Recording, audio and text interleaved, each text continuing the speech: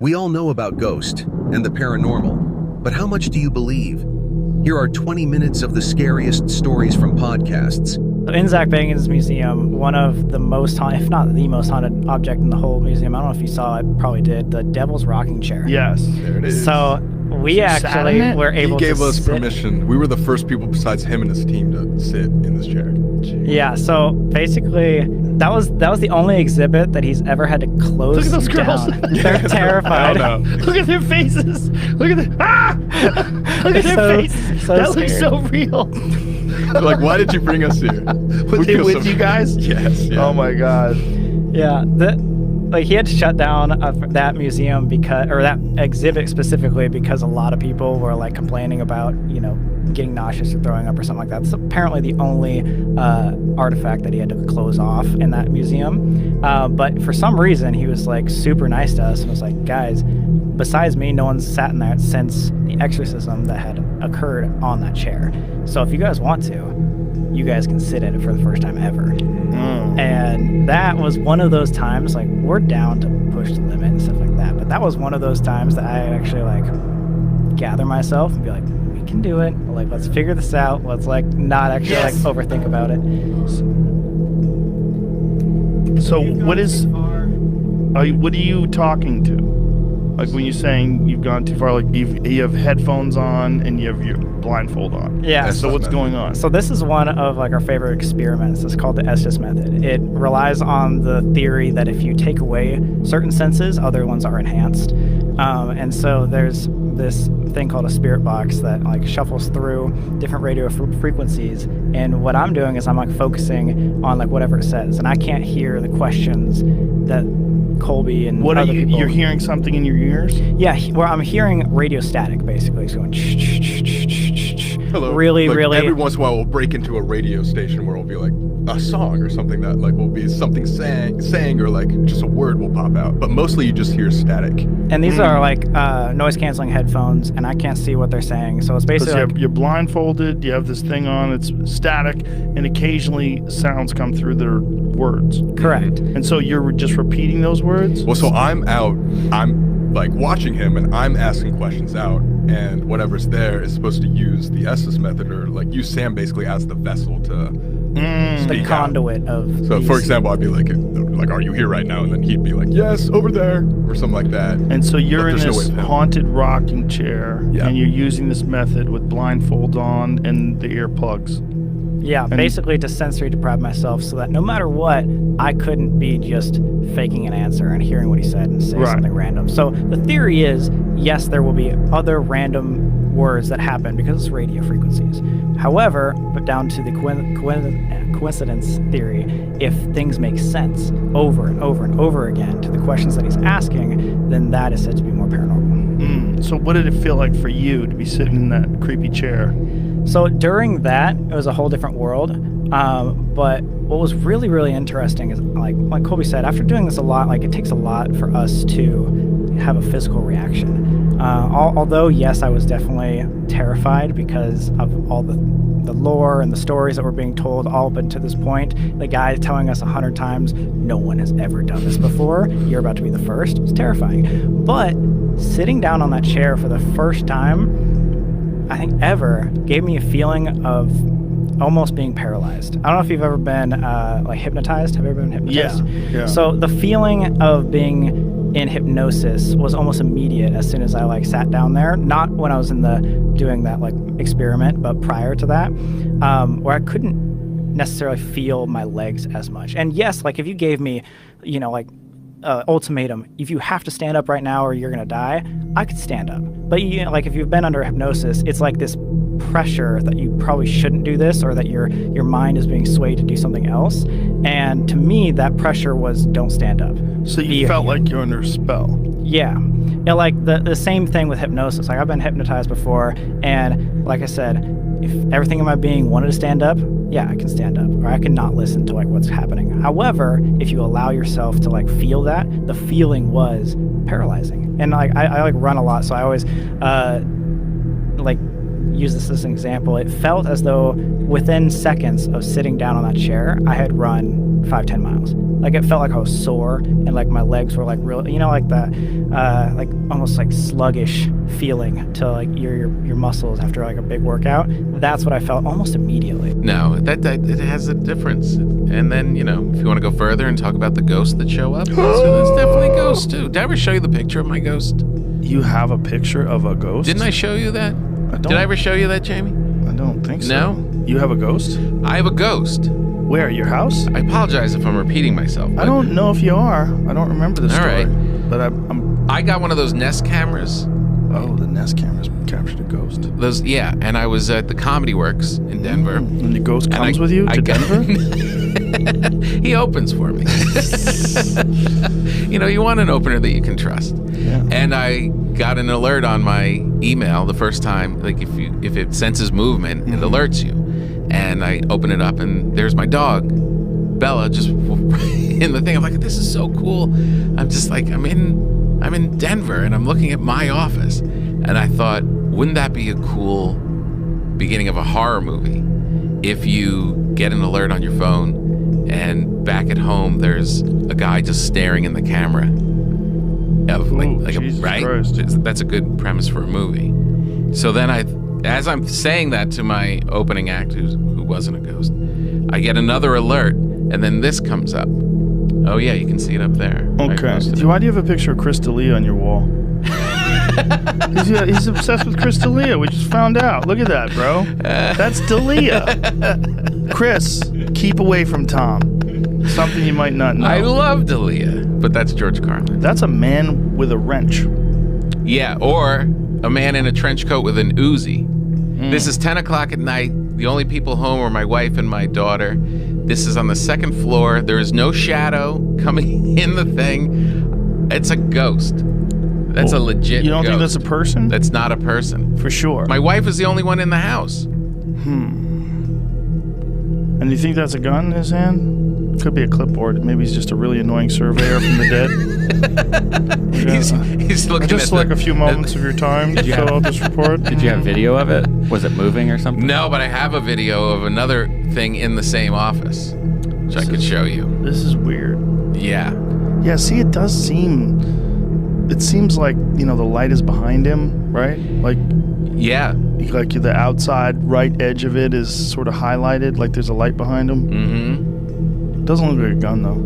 It is weird. So, have you ever had an experience that you could say you think is probably a ghost that caused that?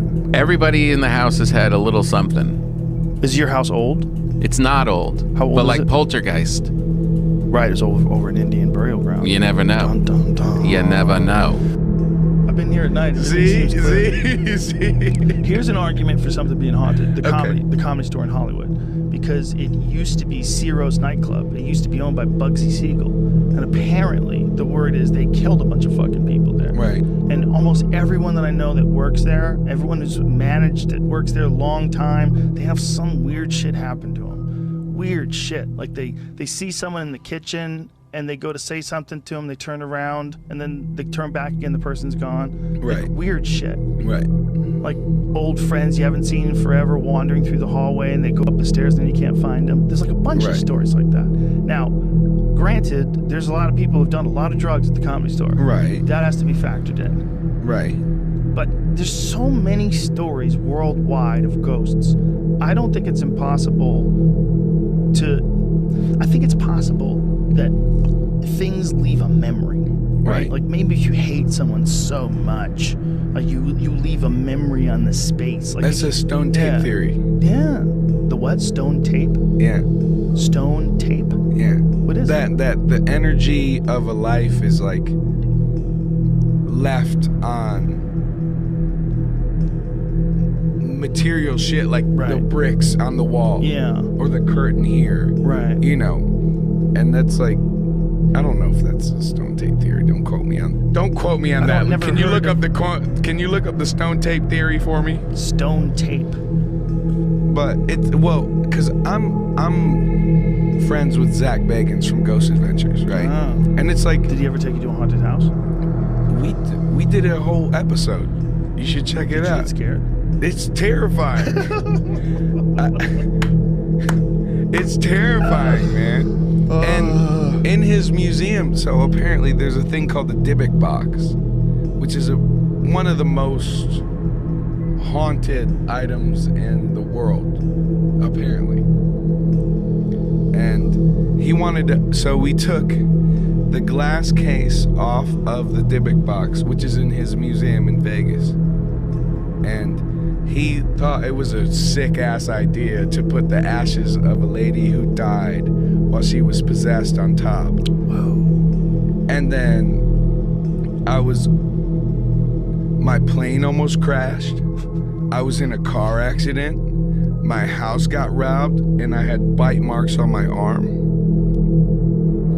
And he hit the wall like I've never seen someone in fear so hard as whenever he touched it. And it's I don't know if it's someone who's dead or if it's a demon or if it's fucking something dimensional, but it's something there that goes bump in the night, I suppose. Stone tape theory, what is that? Here it is. Haunted rocks, the stone tape theory. The stone tape theory is frequently used as a sciencey sounding quasi-explanation to explain hauntings. Okay, Amateur well that's paranormal fine. investigators That's use the I'm 2 for idea 2? to Am I account 2 for for the 2? appearances of images, sound, and apparitions that do not interact directly with people. Instead, they play out like a movie or recording. Right. This is the most commonly termed residual haunting. See, this is what I was saying. Like, 2 for 2, by the way, ladies and gentlemen. Congratulations. Nailed it.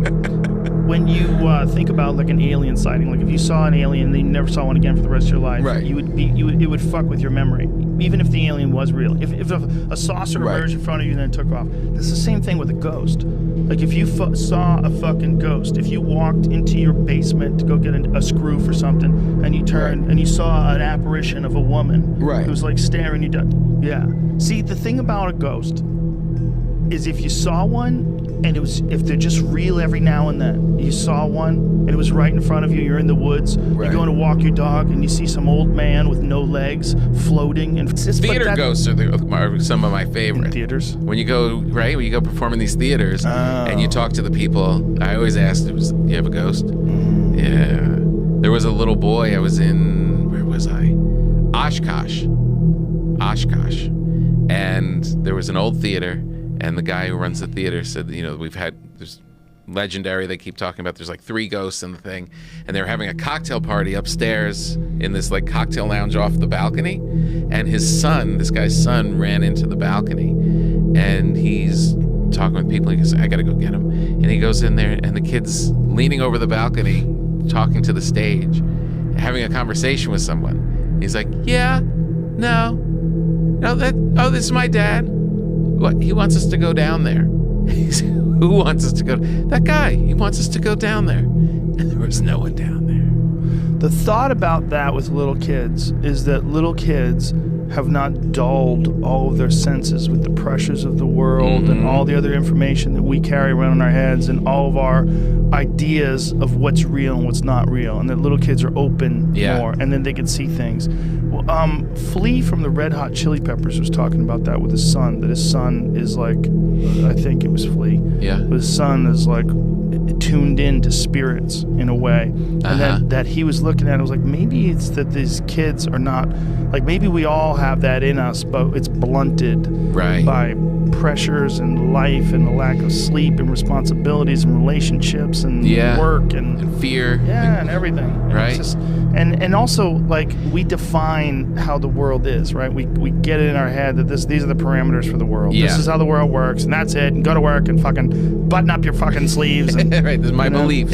My belief system is going to carry me through. I mean, this is what it is. It's a fact. Right. There's so many things that we've seen that are like, okay, that makes me want to inch a little closer, or try it again, or do it again. There's that like, spark of like, oh, I cannot explain how that happened. What's the most profound one that you guys have experienced? I mean, besides Queen Mary? There's both like in like individual experiences that have been insane. Like for me, for example, I went in Texas. Actually, there was a spot called Bowers Mansion. I don't know what what city it was in. It was a small town in Texas, and this was one of these spots where nobody has ever investigated, or with just like a handful of people. So we were going to be like the first YouTubers to really investigate and like put it on the map. And it had to deal with like, I think it was like a murder-suicide. Some guy like killed his wife and then shot himself.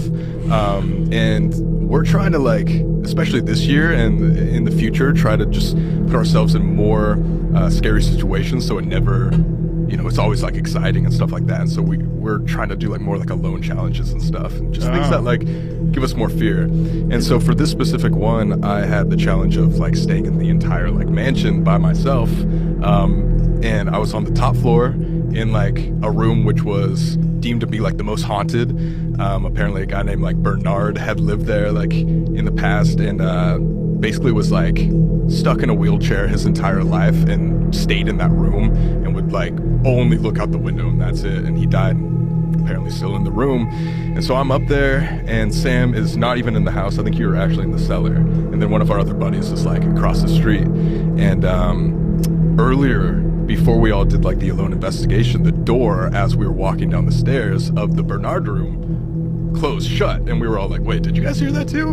Was that just my imagination? We run up there, it's completely shut. And so we obviously propped it back open, but since I knew that had happened before, I was just up there like asking questions to Bernard, and I was just like, all right, Bernard, if you're really up here, why don't you slam this door right behind me like you did for us earlier? It's just me and you. Do it. And sure enough, like the door slammed right behind me. It's like right when I turned. So you're alone in I'm this alone. mansion. Yeah. And you're talking to ghosts. Yeah. And you're asking the ghost to slam the door, and he Literally. slams the door. And he slams right behind And me. you're sitting there going, what the fuck? Not sitting there. Instantly, Not sitting there. like I went into tears, like, and it's all on camera. Like, I've never like gotten like super emotional like from going to these like haunted places, but it brought me to tears where I just immediately started walking. And of course, like, this is our job. Like, we want this stuff to happen. Right. But I've never had, it was almost more of like a jump scare that was startling than anything, because it was right behind me. With the haunted farmhouse, and I've got Is a it book haunted? for you. Well, let me say that there's residual energy from the people who've lived there in the past. So you hear footsteps and voices and creaks and doors closing and that, and many people have had experiences in it. So There's a Michael, reason come why on. people don't want to live in a house where people were murdered. No one was killed in that farmhouse, but Right, but- many people passed there. But even that weirds people out. But absolutely, if you have a house where people were murdered, and this is why there's laws, you have to divulge. I did. I had to divulge. Did you? It wasn't because of a murder, but when I sold our house in Los Angeles, we lived in Mama Cass's old estate on Woodrow Wilson Drive, and we sold it to Beverly D'Angelo, and she's been on the Celebrity Ghost Show talking about the spirits that were in that house. What happens?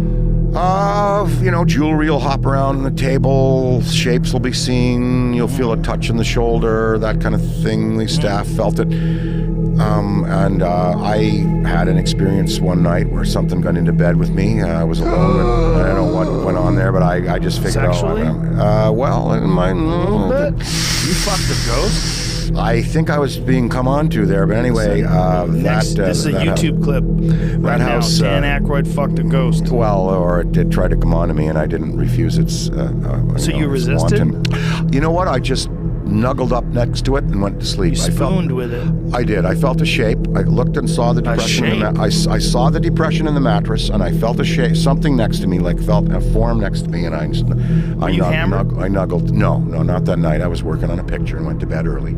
But I was alone You're laying alone in bed, and you're working on a film. What I'm film lying was there. it? What film was it? It was something that I've been working down at Universal. I don't know, maybe Dragnet or something like that. Okay, so you're working on Dragnet. You're lying in bed, and then there's like a weight next to you. I feel a weight next to me. I turn and I look. Like a person is laying in I bed. saw the depression. There were two, yes, and there were two spirits that might have been there. Maybe Mama Cass herself, although she died in London. And then there was another guy that apparently, a rumor was he died of a drug overdose at a party, and they buried him in the hillside. And my daughter saw him walking with a little red-haired girl down the hall once, and we think that he might have been there. But anyway, when we sold the house to Beverly, there was a right in the California real estate document that we had to sign. By law, you have to divulge any unusual activity in the house. So I had to sign a clause in there that said yes at the beginning of our tenure in the house. We did have experience. Yeah. So